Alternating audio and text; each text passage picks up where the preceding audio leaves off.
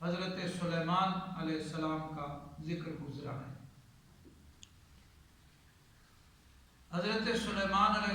السلام کو جو حکمت عطا فرمائی اس کا بطور خاص ذکر آیا ہے۔ حدیث پاک میں آتا ہے، نبی کریم صلی اللہ تعالی علیہ وسلم فرماتے ہیں کہ میں عبادت کر رہا تھا تو مجھے ایک شیطان نے بڑا تنگ کیا، یہ حدیث پاک میں ہے، تو میرے جی میں آیا کہ اس کو میں قابو کروں، پکڑ لوں، یعنی اس کو اگر میں پکڑ لیتا ہوں، بڑا سرکش شیطان تھا، ہو سکتا ہے ابلیس ہی ہو، تو پھر سارے جنات پکڑ میں آ جاتے، تو فوراً مجھے اپنے بھائی سلیمان علیہ السلام کی دعا کا خیال آ گیا کہ انہوں نے یہ دعا کی تھی کہ حب لی ملکا لا ینبغی لأحد من بعدی، تو میں نے پھر اس جن پہ گرفت نہیں کی کہ انہوں نے دعا کی تھی اللہ مجھے ایسی حکومت عطا فرما کہ میرے بعد پھر کسی کو یہ عطا نہ فرمانا، تو مجھے ان کی وہ دعا یاد آ گئی، تو میں نے پھر گرفت نہیں کی، یعنی جنات پہ شیاطین پہ یہ گرفت نہیں کی، تاکہ ان کی علاج باقی رہے، یہ سلسلہ باقی رہے۔ مفسرین کرام نے ایک ربط بیان کیا ہے، اس آیت کا ذکر آ گیا تو پہلے بھی میں نے عرض کیا تھا جب اس مضمون کا سبق ہمارا گزرا تھا، اس کو بھی دہرا لیتے ہیں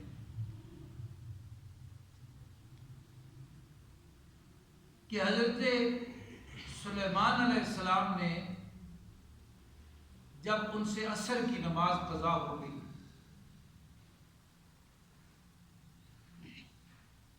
تو امام حسن بصری رحمۃ اللہ علیہ فرماتے ہیں کہ وہ ہزاروں کی تعداد میں گھوڑے تھے جو اپنی نسل کے اعتبار سے سب سے عمدہ گھوڑے تھے،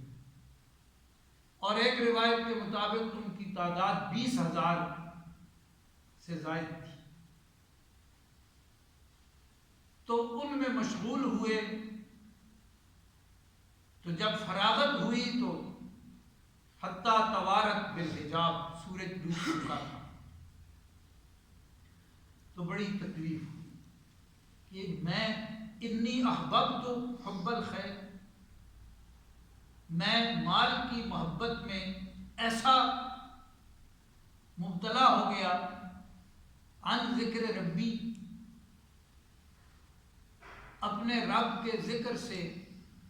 بے دہانی ہو گئی، احساس ہی نہ ہوا اور سورج ڈھل گیا۔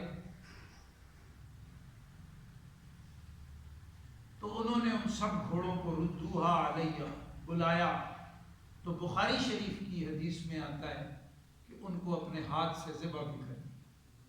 اور اس شریعت میں گھوڑا حلال تھا، اور فرمایا سب کو کھلا دے۔ کسی نے پوچھا کہ اب آپ کی سواری کا کیا ہوگا؟ فرمایا چھوڑو سواری کو، سواری کیا چیز ہوتی ہے؟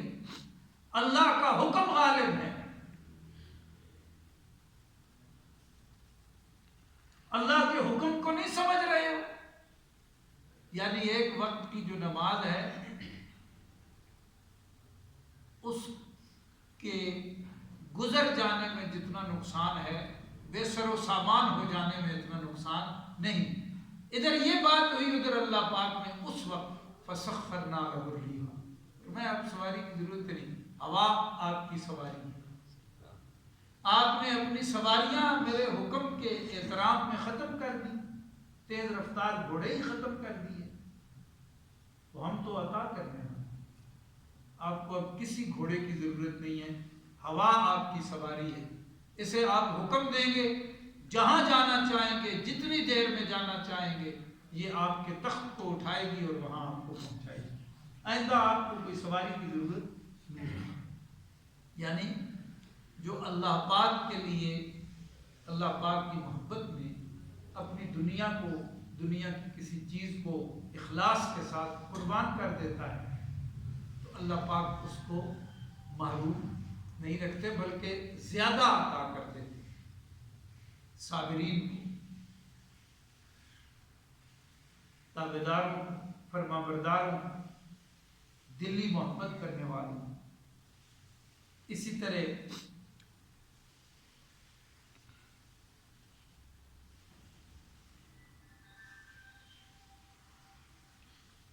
حضرت ایوب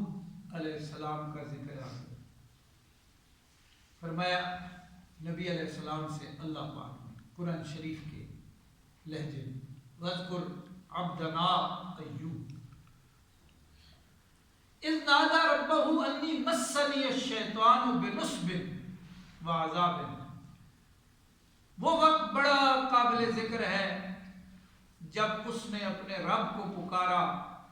کہ مجھے تھکا دیا ہے شیطان نے مس کر کے اور بڑی تکلیف میں مبتلا کر دیا۔ شیطان زیادہ تنگ کر رہا تھا، نا امید اور مایوس کرنے کی کوشش کرتا ہے۔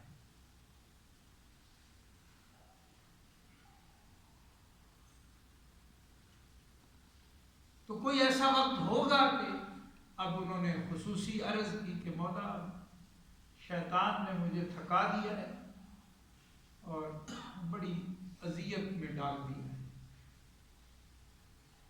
دیکھیں شیطان کا تو کام ہے نا کہ تم پیغمبر ہو اور بیمار ہو، ایک بیماری جاتی تھی دوسری آ جاتی تھی، وہ جاتی تھی تیسری آ جاتی تھی، مسلسل بیمار تھا، یہاں تک کہ سب کچھ چلا گیا، نوکر چاکر تھے، خزانے تھے، دنیا کا مال منال کثرت سے تھا، سب کچھ چلا گیا، یہاں تک کہ بستی والوں نے کہا ہم یہاں نہیں رہنے دیں گے، بستی سے بھی نکل گئے، ویرانے میں چلے گئے، کوئی ساتھ نہیں تھا۔ ایک بیوی تھی جو بڑی اونچے خاندان کی تھی، اس نے ساتھ نہیں چھوڑا، وہ جاتی تھی کہیں سے کچھ مزدوری کر کے، جھاڑ پھونک کر کے، پوچھا کر کے، کچھ نہ کچھ کما کے لاتی تھی اور آپ کی خدمت کرتی تھی، باقی سب چھوڑ چھاڑ۔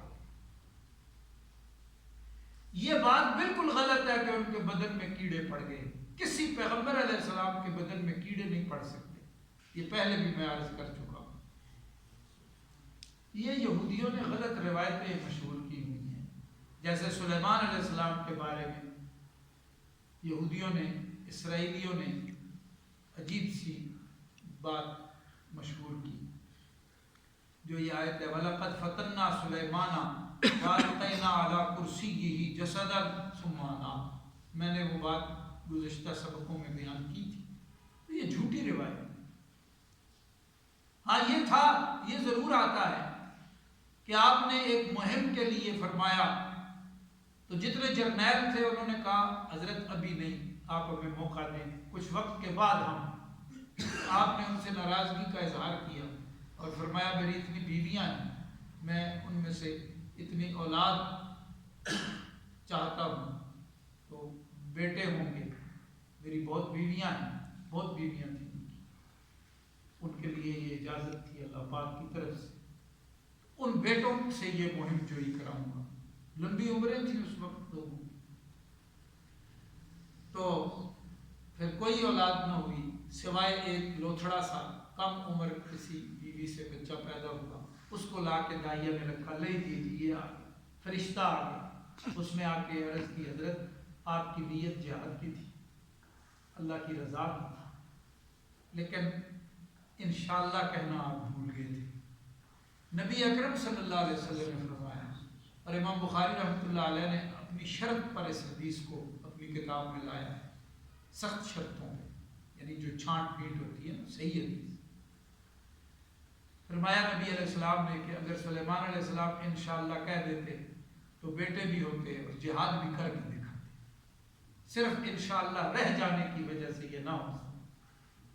ہم لوگ پتہ نہیں کیا کیا کچھ کر رہے ہیں، دیکھیں انشاءاللہ کتنی دیر لگتی ہے،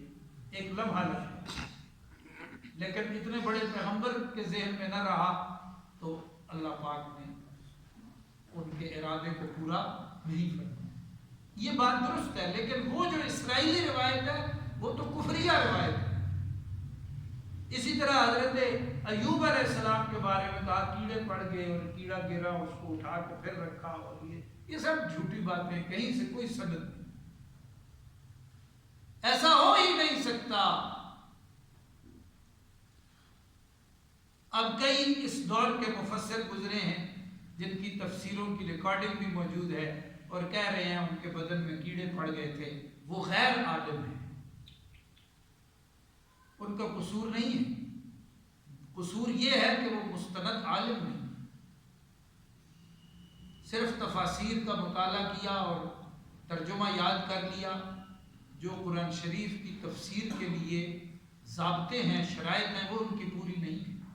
اس لیے کہیں ایسی غلطی مار جائیں گے۔ اور کچھ تو ایسے گزرے ہیں جنہوں نے باقاعدہ جرح کی ہوئی ہے سلیمان علیہ السلام پر، تنقید کی ہوئی ہے۔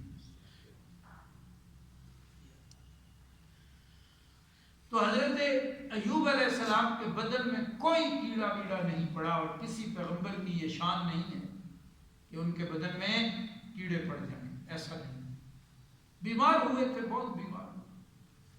فرمایا وہ وقت یاد کرنے کا جب پکارا اپنے رب کو، کئی سال بیماری میں گزر گئے، سب کچھ چھوٹ چھاٹ گیا، ہاتھ سے نکل گیا، حتیٰ کہ وطن سے بھی نکل گئے، ویرانے میں پڑے، اور اب عرض کی شیطان نے بہت تنگ کر دیا ہے، وسوسے ڈالتا ہوگا، آپ پیغمبر ہیں اور آپ کے ساتھ یہ ہوتا ہے، اولاد بھی بڑھ گئی، گھر ویران ہو گئے، مال چلا گیا، جان نہ رہی، لاقت کمزور ہو گئے، اتنی بے بسی ہو گئی، بستی والوں نے کہا یہاں نہ رہیں، کیسے پیغمبر ہیں، اللہ مدد نہیں کرتا آپ کی، وسوسے ڈالتا ہوں، بار بار بار بار، عرض کی مولا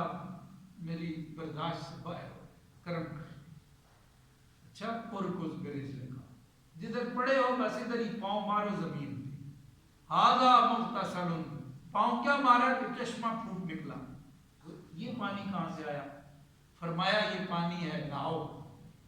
مغتسل نہانے کا،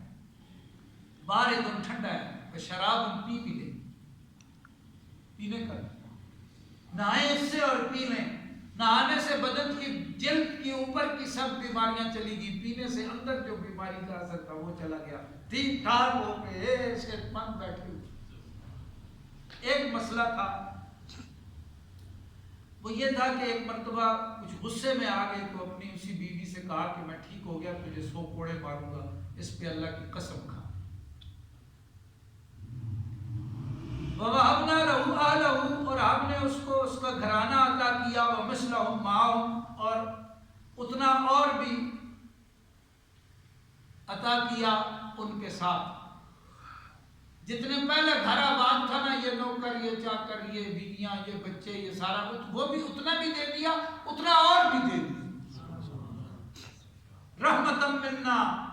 اپنی طرف سے مہربانی اور رحمت سے، وذکریٰ لأولی الالباب، اور نصیحت ہے عقل والوں میں، اس میں نصیحت ہے، عطا کرنے والا کون ہے؟ اب پریشان ہوئے کہ یہ وہ تو ٹھیک ہو گیا سارا، لیکن میں نے یہ جو قسم کھائی تھی، اب اتنی وفادار بیوی سب چھوڑ کے چلے گئے، اس کو اب کوڑے ماروں گا تو کیسے ماروں گا، بہت پریشان ہوں۔ اب تعالیٰ نے فرمایا وَخُذْ بِيَدِكَ ضِغْثًا، تو وہ جو جس سے جھاڑ پھونک کرتے ہیں، تنکے ہوتے ہیں، جھاڑو ٹائپ چیز، تو 100 کی گنتی کر کے اس کو لے لو اپنے ہاتھ میں، فَضْرِبْ بِهِ، بس اس کو مار دینا، وَلَا تَحْنَثْ، آپ کی قسم نہیں ٹوٹے گی۔ اللہ پاک نے ان کے لیے یہ صورت بنا دی، بس یہ مار دو، 100 کوڑے ہو جائیں، 100 کوڑوں کا بدل ہو جائے، آپ کا بوجھ بھی اتر جائے گا، بیوی کو بھی تکلیف نہیں ہوگی، یہ مسئلہ بھی آسان کر دیا۔ اِنَّا وَجَدْنَاهُ صَابِرًا، ہم نے ان کو بڑا صبر کرنے والا پایا، اللہ پاک فرماتے ہیں ہم نے انہیں صبر کرنے والا پایا۔ قیامت والے دن ایک آدمی آئے گا، پوچھا جائے گا کیوں مجھ سے غافل رہا، عبادت نہیں کی، تو کہے گا اللہ بیمار تھا، اللہ پاک ایوب علیہ السلام کو بلائیں، سنائے آپ کیسے رہے، یا اللہ بیمار تھا، کبھی مجھے بھولے نہیں، اس سے پوچھا جائے گا تو زیادہ بیمار تھا یا یہ زیادہ بیمار تھا؟ وہ کہے گا نہیں یہ زیادہ تھے، یہ تو مجھے نہیں بھولے، تو کیسے بھول گیا؟ انا وجدناہ صابرا نعم العبد، بہت اچھا بندہ تھا، انہ اواب، بے شک وہ بڑے محبت والا تھا، ہماری طرف ہی دھیان لگائے رکھتا، ہم سے جڑا رہتا، بیمار تھا تو تب بھی، خالی ہاتھ ہوا تو تب بھی، دنیا کے سارے آسرے ٹوٹ گئے تو تب بھی، شیطان نے بہت تنگ کیا تو تب بھی ہمارا ساتھ نہیں چھوڑا۔ انہ اواب واذکر عبادنا ابراہیم واسحاق ویعقوب اولی الایدی والابصار۔ اور لاڈلے پیغمبر حضرت محمد صلی اللہ تعالی علیہ وسلم، آپ ذکر کیجئے ہمارے بندوں کا، ابراہیم علیہ السلام اور اسحاق علیہ السلام اور یعقوب علیہ السلام کا۔ وہ بڑے زوراور تھے، ہاتھوں والے تھے، آنکھوں والے تھے، بڑا نور بصیرت تھا انہیں، قوت بازو ہم نے عطا کی تھی، اور اپنے کام اپنے ہاتھوں سے سر انجام دیتے تھے۔ انا اخلصناہم بخالصۃ، یعنی دنیا کی سب چیزیں ان کے پاس تھیں، لیکن بے شک ہم نے ان کو خالص کر لیا تھا ایک خالص بات کے ساتھ، اور وہ خالص بات تھی ذکر الدار، یاد کرنا آخرت کا، دار الاخرہ، کہ وہ آخرت کو یاد کرتے تھے اور دوسروں کو بھی آخرت کی طرف ہی متوجہ کرتے تھے۔ یہ اصل بات ہے تو قوت والے تھے،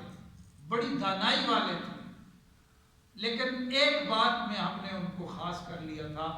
وہ ان کی زندگی کا گویا کہ مقصد بن چکا تھا کہ خود بھی آخرت کو یاد رکھتے تھے اور دوسروں کو بھی آخرت کی یاد دہانی کراتے تھے۔ اور یہ واحد نسخہ ہے جس سے دنیا کی محبت ٹوٹ جائے۔ آخرت کو یاد کرنے کرانے والے دنیا کے دھوکے میں نہیں آتے، اگرچہ دنیا کتنی بن سنور کے ان کے سامنے پیش ہو، ان کا دھیان آخرت میں ہوتا ہے۔ وَإِنَّهُمْ عِنْدَنَا لَمِنَ الْمُصْطَفَيْنَ الْأَخْيَارِ۔ یہ جن کا ذکر کیے، یہ تینوں ہستیاں ہمارے ہاں بہت چنیدہ، خاص، اعلیٰ درجے، عزت والے، مرتبے والے، عالی شان ہوتے ہیں۔ یہ قرآن کریم ہے جس کی حقانیت ہے، جو سب پیغمبروں کی عظمتوں کو بیان کرتا ہے۔ اب اگر کوئی کہتا ہے کہ ہم ابراہیم علیہ السلام کو مانتے ہیں، تو قرآن کو ابراہیم علیہ السلام کا تذکرہ کیسے کر رہا ہے؟ کوئی کہتا ہے میں بنی اسرائیل ہوں، تو یعقوب علیہ السلام کا ذکر قرآن کیسے کرتا ہے؟ کوئی کہتا ہے میں حضرت مریم کو مانتا ہوں، حضرت مسیح کو مانتا ہوں، تو آؤ قرآن بتائے گا کہ وہ کون تھے۔ انکار کی تو صورت بنتی ہی نہیں۔ قرآن شریف کا مضمون ساری انسانیت کو جوڑ رہا ہے، لیکن اگر کوئی خود نہ جڑنا چاہے تو اس کا کیا علاج ہے؟ درود شریف۔